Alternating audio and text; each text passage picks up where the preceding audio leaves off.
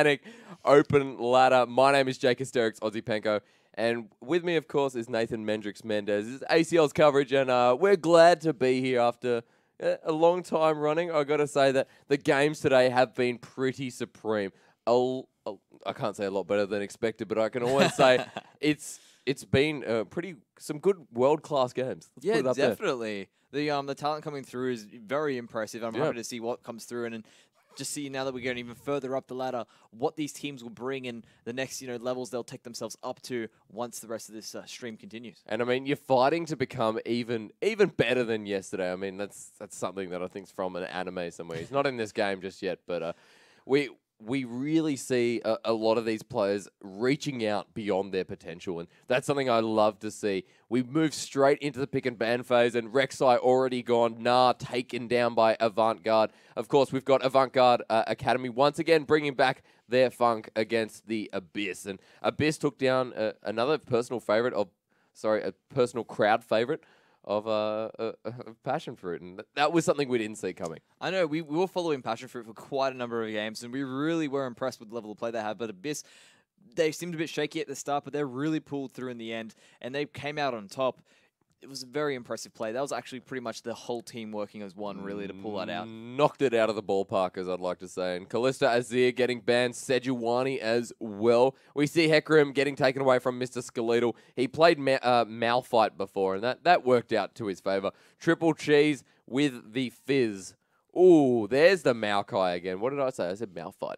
The Malphite. He did have a Malphite game. I think he had a Maokai one He did have a Maokai game as well. I think he likes these tanks. Pretty standard top laners coming through. I'd like to see an Aatrox, but we all know that's not going to be the case. And if that does happen, kudos there. Aatrox, not a very popular pick. Not as strong as some of the top laners at the moment, but it looks like he might go and pick something for Sugoi. Really good on that Janna last game. Really good disengage. And I love the way that you see these Jannas come in and you're just like, there's some good Jannas, there's some bad Jannas, and then these people just knock it out of the ballpark once again.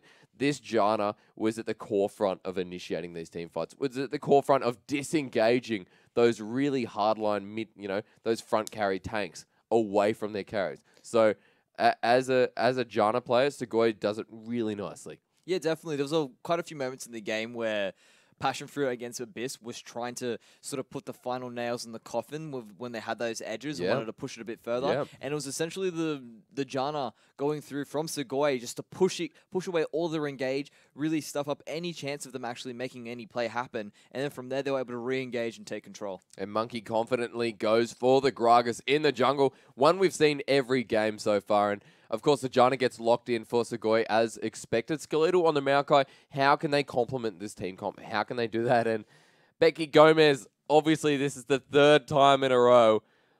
Pretty sure she likes the Blitzcrank and the Ashe to complement it. Yeah, it's a fantastic pick for her. She always really makes it work.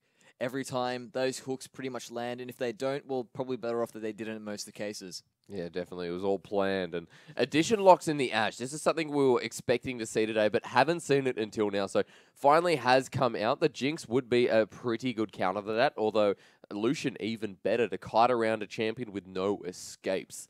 It's like going around, you're a shark going around a fish. Will BTKA go for the Orianna again? Second time's a charm, maybe. Why not? I mean, if it's not broke, why fix it? He did a fantastic job playing the Orianna there. He made some amazing plays. Maybe now he's decided he wants to get that 3k ELO shockwave, and this is the game he's going to do it in to take out Avant. Yeah, and BTKA locks in that Orianna without further dismissal. And Commando looking at the Lucian, thinking, is this the best pick against Ashe? And I guess he thinks, yeah, it probably is. Yes, it is. I was going to be like, isn't. But anyway, Boom, Kalista. No, boom, he's banned. He's banned. Boom, Urgot, you mean. Like, that's what we've been waiting to see, of course. Addition and Gomez up to pick now. And as they move up to the plate looking for the home run, can they knock it out of the ballpark? That's going to be our word of the game. I really want to just see a Trundle come in now so we can really fix it up. Is that what I think it is? Oh, we just see the face of Fizz. Suddenly Triple Cheese looking deadly. This is one you definitely should have banned away from Triple Cheese. You get rid of the Azir. I understand that. Maybe Triple Cheese is a great Azir player. But keeping the Fizz around with an Orianna who doesn't have that much versatility, he played amazingly on that Fizz. I think we're going to see some pain coming through from Triple Cheese. Becky Gomez hovering the Nunu, and the Nunu gets locked in for Nellis, going very strong. Obviously not a Yorick down there, but the team composition is just looking brutal coming through from Avant Garde. Yeah, Avant-Garde have a very impressive team at the moment, especially the fact that Fizz would be the only person you'd be okay, maybe I'm not too sure of, but we've seen Triple Cheese on Fizz. It is solid. It is going to be good. He actually even versed an Orianna in that game he played Fizz against and basically just destroyed her. There was really nothing that Orianna could do in that situation versus Triple Cheese. Now, coming on through here, we do have the Cho'Gath. He is a very good mid laner as well, but I think in this situation, he's going to be going top. He's still a very effective top laner as well. He scales extremely well, but he's definitely victim to ganks, which is why they've moved on towards Sion. Now, I haven't seen Sion in a while, especially in this tournament. Never mind. They're playing games with us. It's the Cho'Gath. It's the Sion. No. It's gonna. I believe it's gonna be the Sion. Watch my logic. Ready? It'll be the Sion. Watch this. Ready? Okay. Okay, it is the Cho'Gath to get locked in and proved me wrong. I was expecting something else. Maybe a Cho'Gath support, Janna top. You just don't know in this meta. Everything's going like this, you know, flopping your arms around. It's just crazy at the moment. Nunu goes in that jungle. He smite steals. He's got the double smite going. Cho'Gath, of course, to counter that double smite on their team. It's really good to see this level of play that people understand what double smite means. You've got a Nunu with consume and smite. You're like, oh, okay, double smite coming through. The other team has to reciprocate. They have to go, okay, so if they've got double smite, there's so much objective control. I can smite once, but he can take it from like 1,500. Well, actually, no, we've got a Cho'Gath who can do like 1,000 health at, I think, feast level 11 maybe, or whatever. That's a lot of health.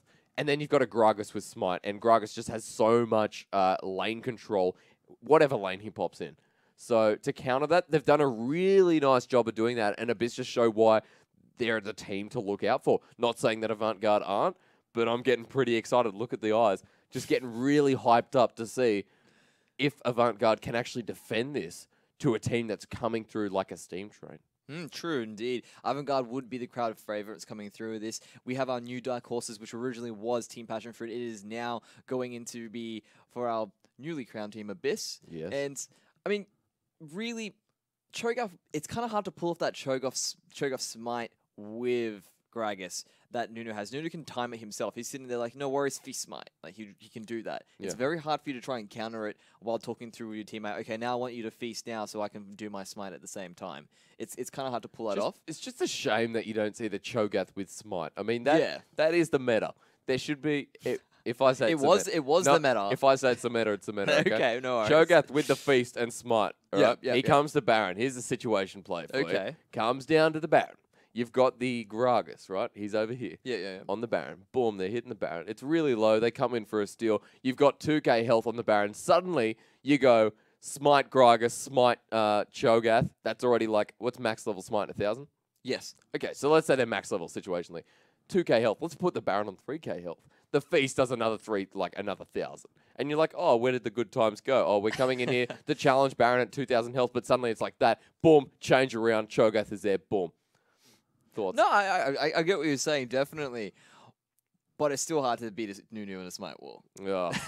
Well, look, I mean, Nunu's consume in the jungle makes him so powerful. He goes between Krugs, he goes between... I think the Raptors might give him percentage health damage. Yes. Of course. Or maybe that's just the Lizard coming through from... It's because of those changes coming through. It's kind of hard to say because, I mean, you go through and you want to use your feast and your smite on them as well because you want to pick up the Raptor buff, which allows you to see wards when you go through. I do know he gets specific buffs depending on which one he eats from, but... It's hard to say with the new changes that have come through what they really are now. Yeah, I mean, every time Willump eats a minion, he just gets bigger and bigger. And I think eating those Krugs with that huge body...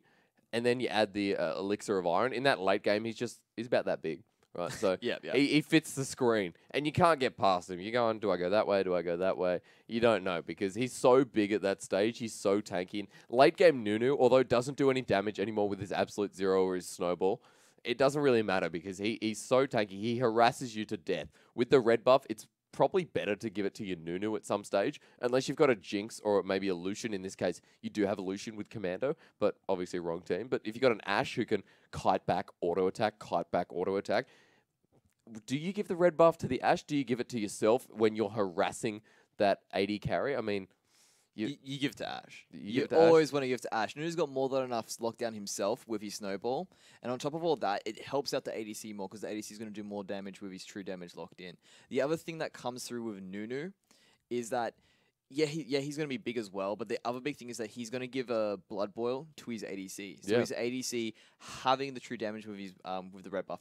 Also having the extra attack boost speed from the Blood Boil given by Nunu, it's definitely going to be a lot. I would say the reason why they picked Ashe with Nunu is because it helps to give Ashe the escape. It helps to give her a bit more mobility to escape from the enemy team when they are closing on her because she's got that extra movement speed and she's got that extra attack speed. And of course, Blood Boil now has been changed so that if Nunu does it on himself, he does it to the closest person near him. A lot of the time, the carry will stay near the jungler. So even if he makes a mistake, that Ashe is still going to get the Blood Boil. Even if he does it on himself, the Ashe is probably still going to get the Blood Boil. A lot of attack speed coming through. And now that Ashe's changes have made it that so every shot, it's pretty overpowered in my opinion. Every shot is a slow.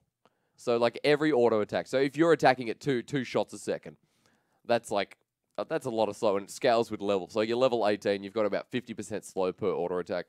It's like insta slow, insta CC. You get the Enchanted Crystal Arrow, and I mean, that Ashe is just going to monster people. Pretty much. Having that level of engage as a ranged initiate is huge to have because it's essentially going to be Ashe Arrow into Maokai initiate, and then from there, Fizz is more than happy to come in and use his Chum the Waters. One of the other big things about it is that the Ashe Arrow leaves it open for Blitzcrank to actually pull them on through. That's the other big thing that you can do with that combination. Just, it's so much utility. That's why they want to call her the utility ADC. She's the like a mage ADC to. But do you remember the last game we had a Wombo? What happened? Didn't work out. Didn't work out. Didn't work out. Didn't work out. Just because there's a Wombo, it means you can come back.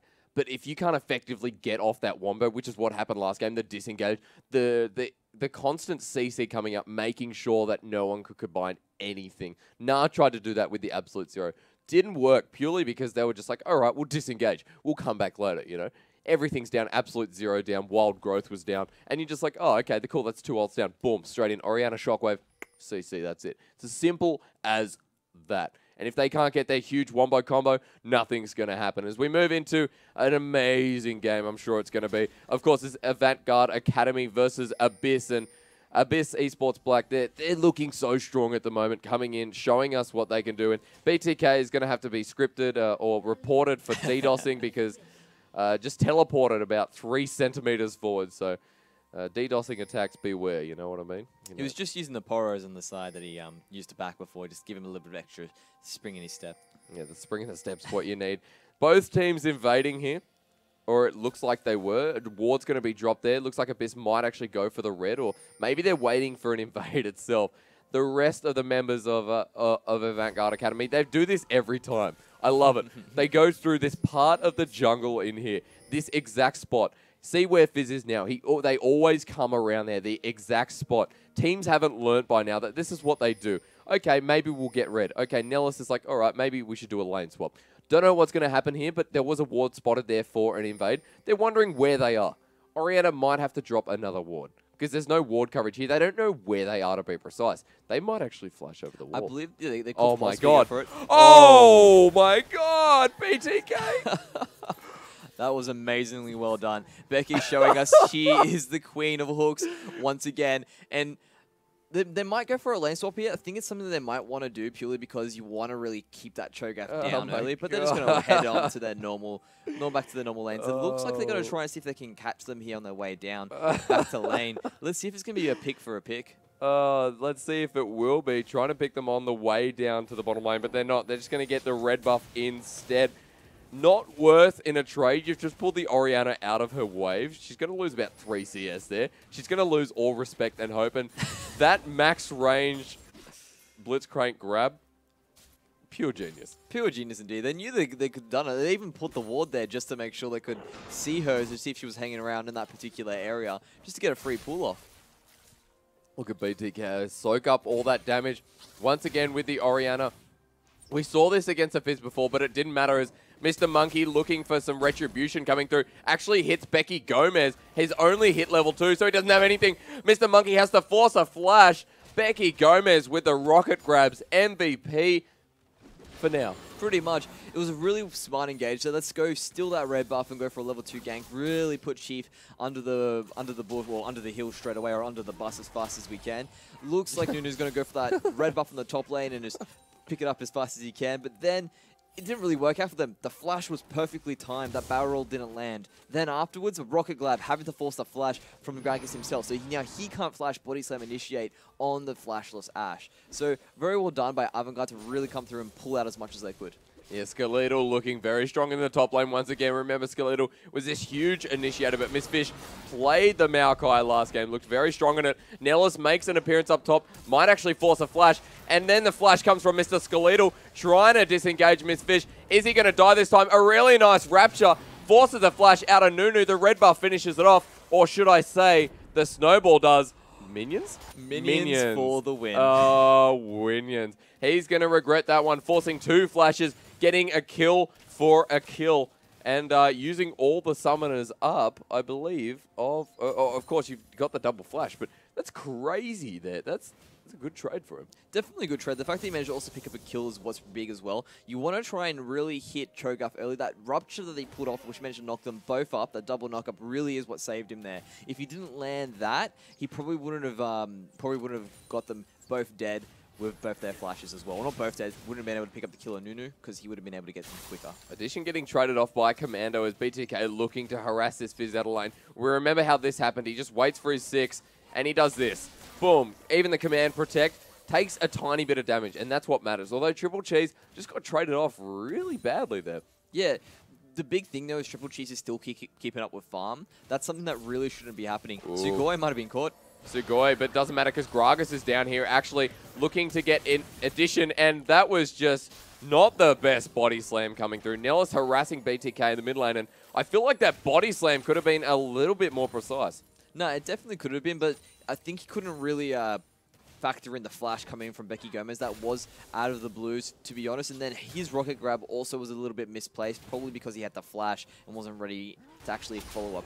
But again, just scrapping happening everywhere. Plays trying to be made, but nothing really happening on the map. And Addition is really getting bullied down this bottom lane. The Gragas wants to get something out of that first blood in the middle lane. He wants to get bot ahead. He wants to do something about it. Triple Cheese, remember what I said here. He's trading off nicely and trying to avoid this ball, in which he does quite well. Yeah, he definitely does it quite well. And now Oriana's got no mana, so she's going to be a bit of a sitting duck for a while until she can get this lane pushed out, which I don't know if she'll be able to. What do you max first on Oriana?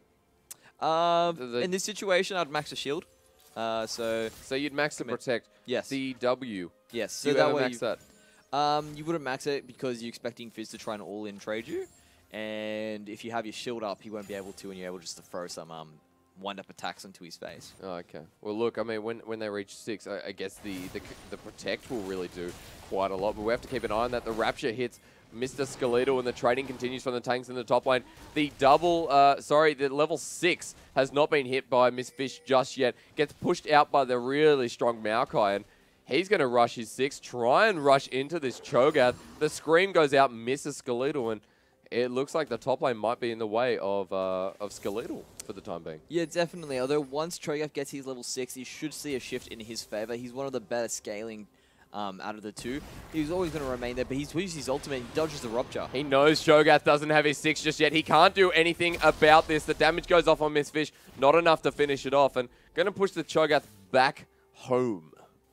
Definitely needs to do that, although he's going to hang around, see if he can sustain up. The sustain passive that Cho'Gath has is very effective, and Gragas is around, so even if he tries to go for a dive, it might not work out for him.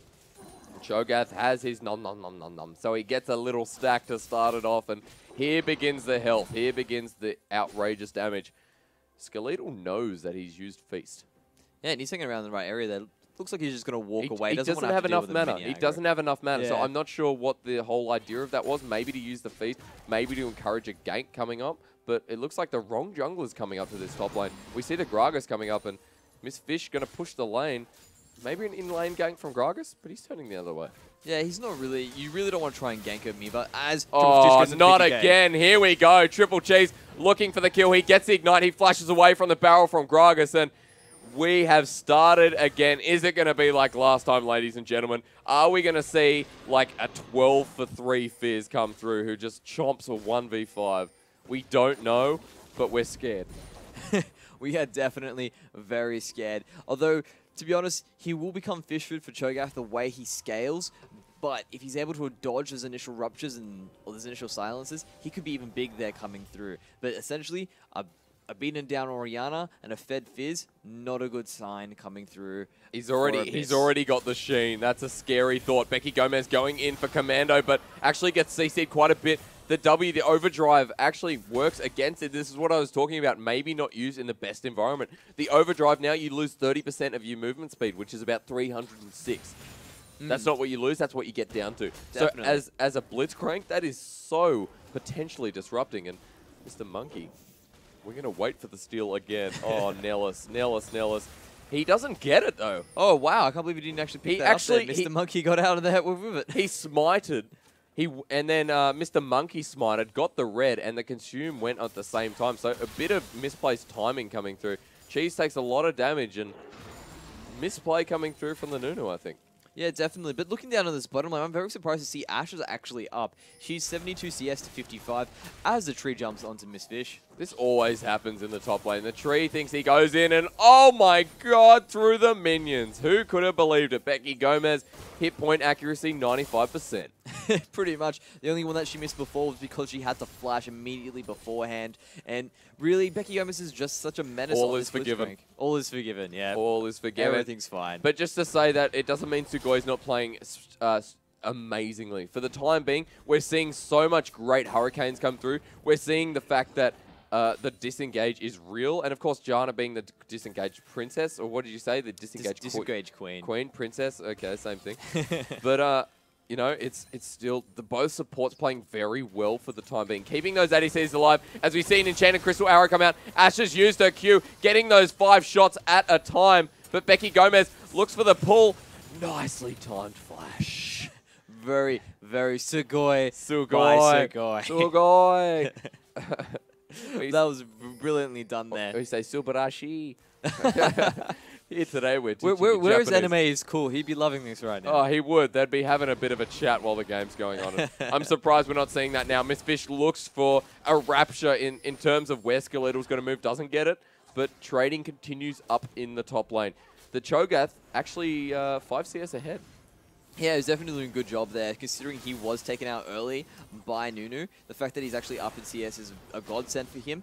Really, you need to try and hit this Cho'Gath early, because he's going to be a nightmare in the late game for Avant.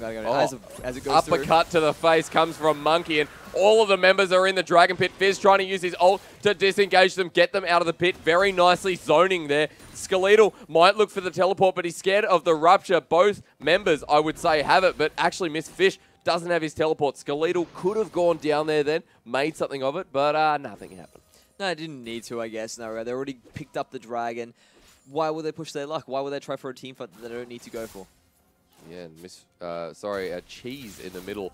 Oh my god, the shockwave comes out of nowhere, and BTK is looking for his next auto attack to get a bit of damage to make this ignite tick. Really nice playful tricks that gets him out of there, and that's just the Cheese we've come to expect. Definitely the trees that we've come to expect. And now that her Ignite is down as well, he's going to have an advantage coming back to lane. If she's not able to avoid the Chump the Waters, she's going to be in trouble.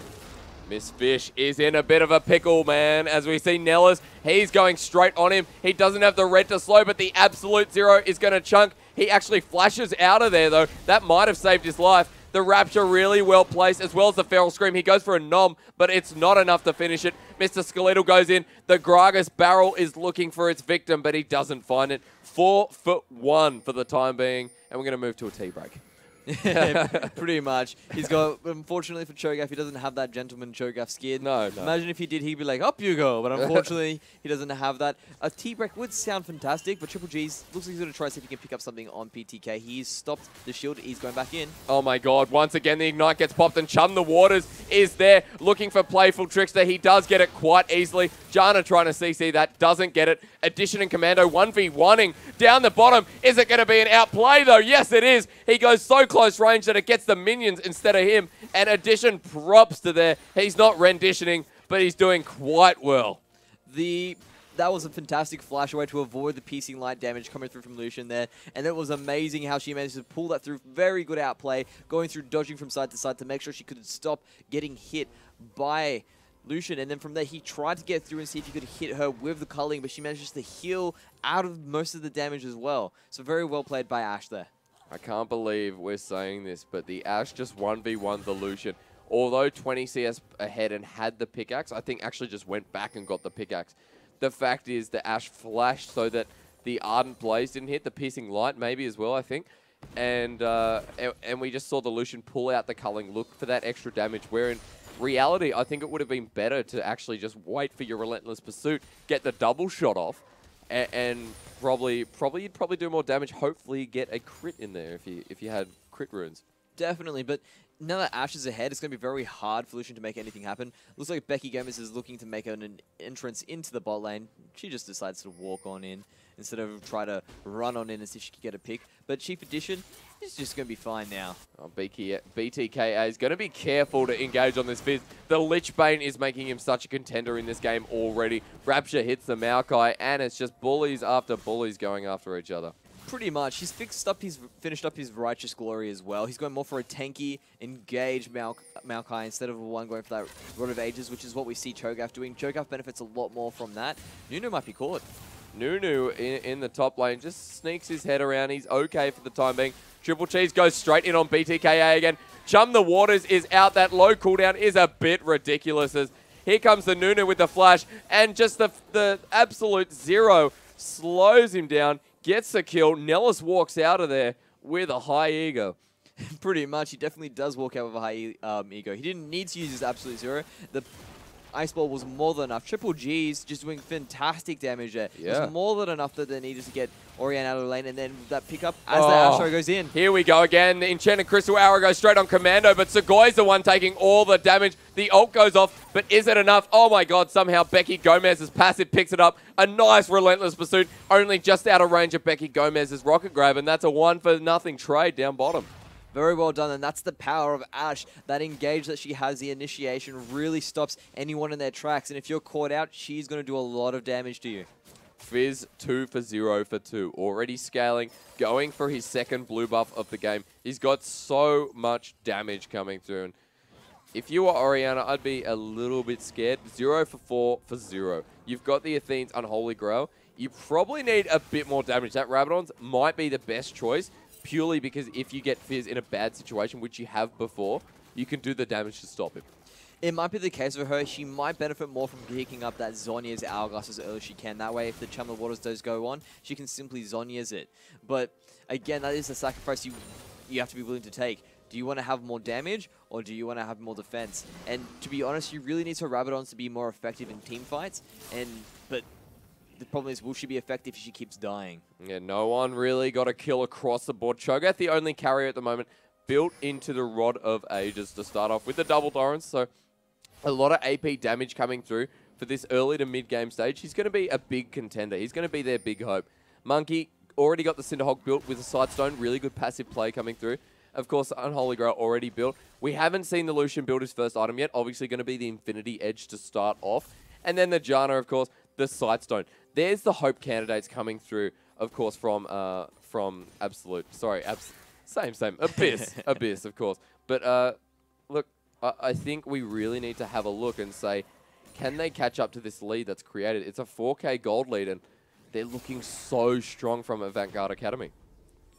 Definitely, it's going to be very hard with that 4K goal lead that they put through. Also, they seem to have Dragon Patrol at the moment. Unfortunately, Mr. Monkey's trying to get that ward on through. Nellis is like, no. This is going to be where my award stays, not yours. Yeah, definitely. He's so tanky at the moment. Cinderhawk already gone for that Frozen Shroud. I believe he might be going into a... what do you reckon? A Frozen Heart? No, maybe an Iceborne Gauntlet. Probably a Frozen Heart. He's going to try and be as tanky as he possibly can. I think an Iceborne Gauntlet. I think that'd be a great build. As Skeletal pops the Righteous Glory, BDK might be a bit of situation. Whoa, the damage just destroys him before anything can start. Cheese taking the turret's aggro for the time being. They want this mid turret. They get it as well as Dragon. Their second Dragon. They're now in a 5K gold lead. But Cho'Gath picks up one of his own. Don't think that's really going to make it worth. To be honest, they've managed to pick up 2 now. That might make it worth. But Oh, if there they you get go. this tower here as well, then it definitely is not worth, because the amount of control you lose for this is huge. This opens up Baron now for Avant Academy if they want to take it, and they definitely have a Nunu, which we're more than happy to start that up. And Baron, but not up just yet. I think you're getting a bit ahead of yourself. You want Baron to be old school. You have to understand, right? Old school. You have to understand with these things. With Baron, you have to wait for it.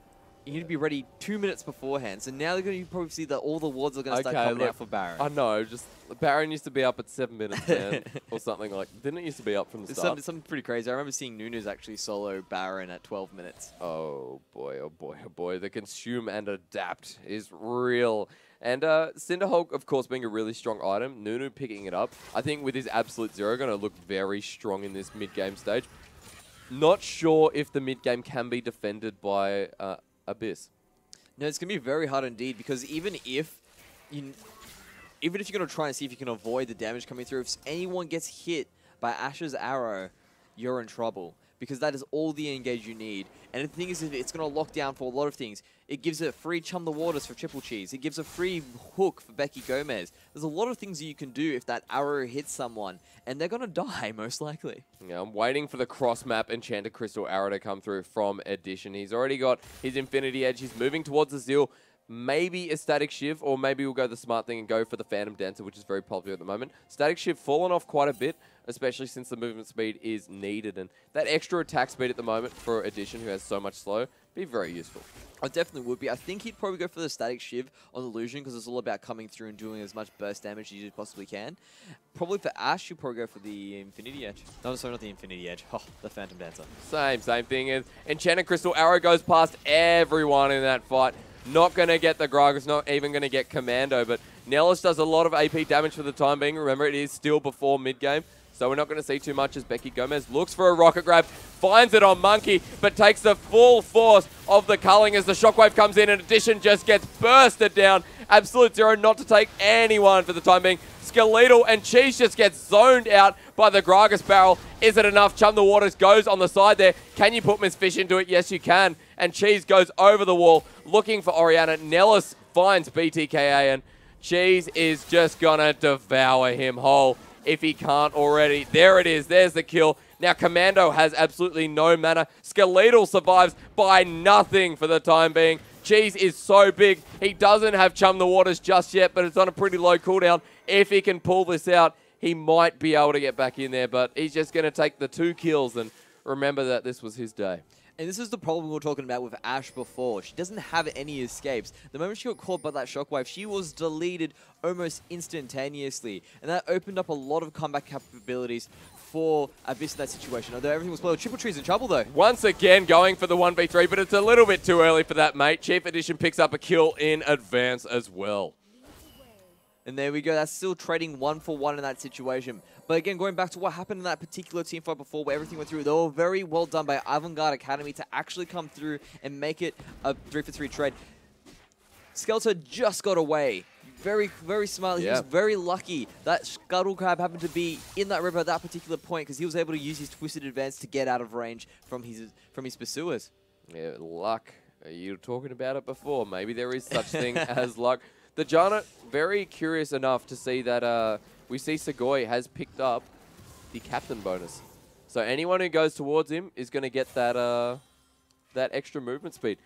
A very noble cause, I believe. Definitely, and part of the reason why you do that is because when you are facing her, it's really good for disengage because she's generally leading the pack. On top of that, she can engage as well with it because she'll be leading the pack in.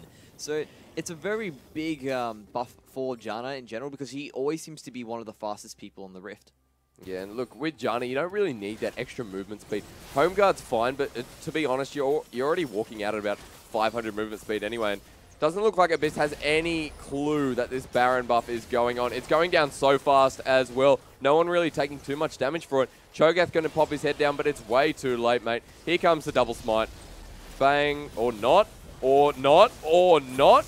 That was a bit of a risk. Miss Fish a tiny bit closer. That could have been a steal. That was like, okay, fair enough. I don't know what happened. Maybe he didn't want to use his smite. Maybe he didn't have it. But that was a big risk. That was definitely a big risk. I think they used it really early because they wanted to get it down as fast as possible because they were sneaking that Baron.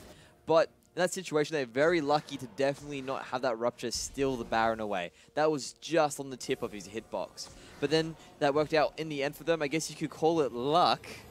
And also going through with that, they managed to pick up the Cho'Gath kill. Yeah, it was all calculated, definitely. The Frozen Heart coming through from the Nunu with...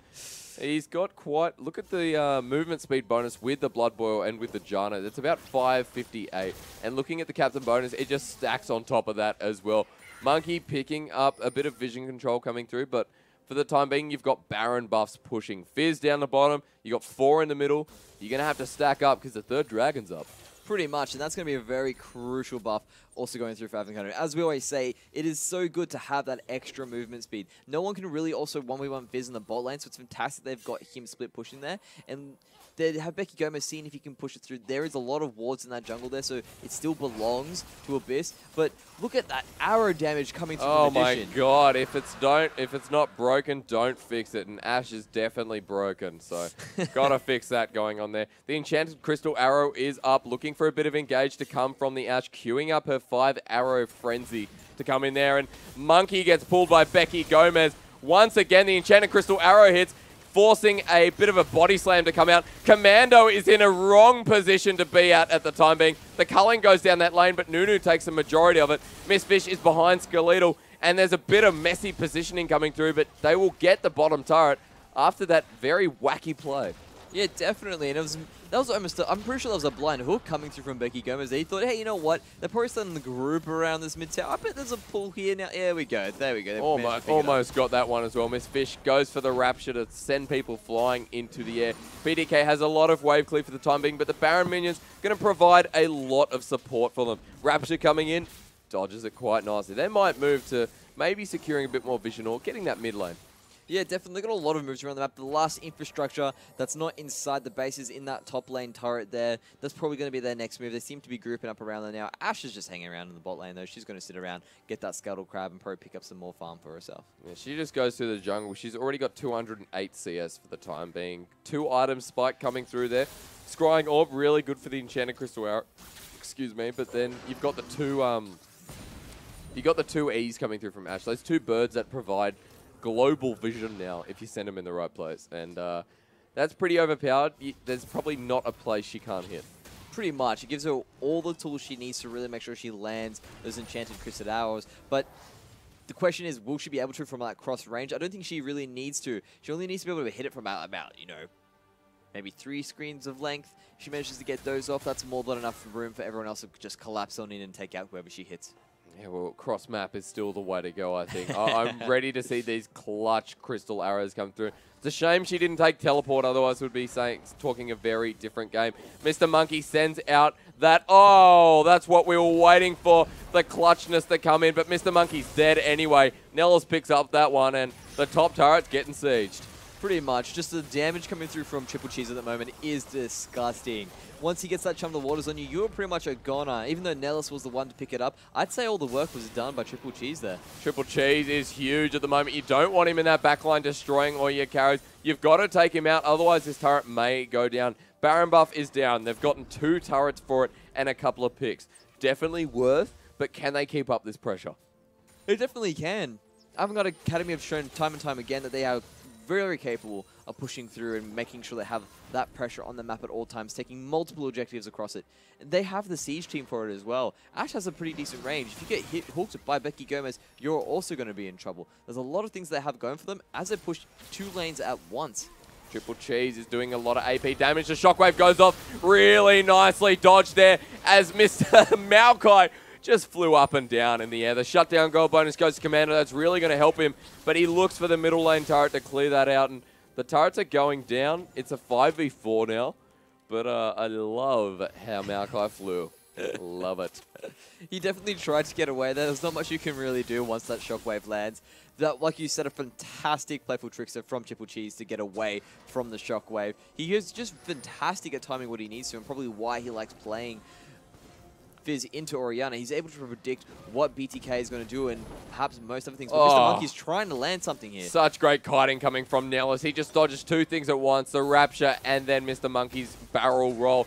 He looks like he wants to get over, but they're going to force an ult coming out there as Maokai looks to be teleporting in. Triple Cheese has already deleted the Lucian. He's so fast at the time being, but he goes straight for that Orianna. BTKA cannot do anything here. Deleted by the Fizz. Deleted by the Ashe. There's Miss Fish. And it looks like Triple Cheese is still walking free. They've got the base turrets to go. It looks like they might break it.